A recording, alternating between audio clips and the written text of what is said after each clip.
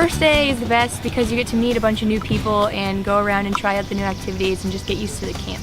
Day one is always fun because that's nickname day. If you don't know anybody, you just give them a nickname and then it sticks for the rest of their life, and that's why I like it a lot. And you just get to meet new people, and it's great. We get out of the car and go, "Wah!" That is seriously what happened. So it was a little louder. Yeah, and then we were looking out the window waiting for our other roommates to come, and we're like, are they coming? Are they here? Are they here? Are they here? We were so excited. I love coming to worship with everyone, and it's so amazing. I just love it. I just wish I could live here all year. Cindy, the cinder block. We found her last year. Yeah, and she was abandoned, and then we took her under. We took her under our wing. Well, we wanted to hide her so that we could find her again this year. So we hid her under the porch at Forest Lodge, and we found her, and she's here. I love camp here because there's so many different things for the kids to do. I just kind of have been walking around the camp each day and talking to students and watching them have so much fun, doing everything from a giant swing to jumping around in the lake to basketball to all kinds of games all over the place, everything imaginable. But the cool thing is what's happening is the kids are experiencing this, and then to watch them fellowship with the leaders that love them, to watch them fellowship with a staff that cares for them, and just kind of to see that Christ is in the community that all of them are experiencing every day is really an awesome thing to watch. I was really excited about getting closer to God, really getting attached to Jesus, and paintball.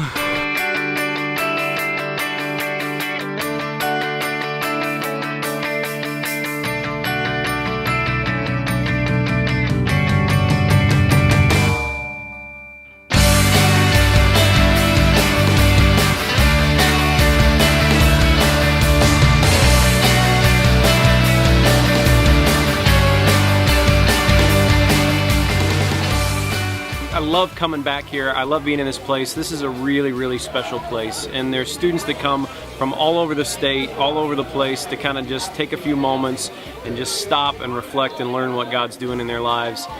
The reason I love camp is because it allows kids to just back away from their normal routine. It allows them to step back from the normal things that they're doing and just get into new rhythms and kind of discover new rhythms of spending time with the Lord, of diving into spiritual disciplines, of worship and of prayer and of fellowship. And it's been really amazing this week to watch them kind of dive into those new rhythms and see how just this small amount, just 1 week of time, begins to transform their lives and change them. It's just an amazing feeling. I love going to worshiping, seeing everybody worshiping the same God, and everybody feeling alive and reaching and opening up their hearts to the Lord. Some of them were scared to open up, but they have now. Seeing some of them, like, they may not open up, but you can see the tears in their eyes, and you know that the Lord's speaking to them, and that's just an amazing feeling. Like on my cabin, just how they're starting to grow and just, I guess, become more disciples than just Christians. There are some kids in our cabin that just started going to church with us, and they've been really opening up, and it's been fantastic because they're awesome kids. It's great. And it's just great to see them grow in their faith and grow in fellowship with us. It's awesome.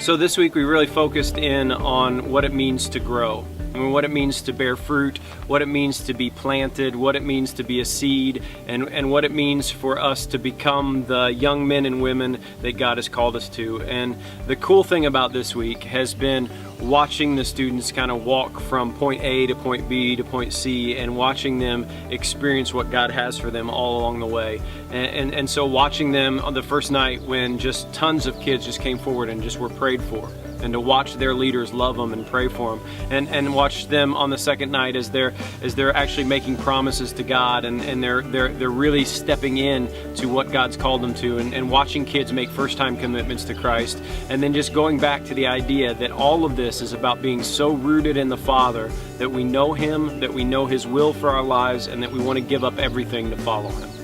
You could feel and you could see God's presence. And it was just so amazing to me just to see how everybody was. From here, I've never felt more spiritual and more happy in my entire life. I was baptized, but I was never really Christian until she took me here 2 years ago, and that completely changed it for me. The first night, I was just like, oh my goodness, this is so amazing. These people are so great. I have to be a Christian. I have to do this. And so now that I'm Christian and I came here back again, I feel like I can make that next step to be a disciple. So I feel like I can take back with me a stronger faith.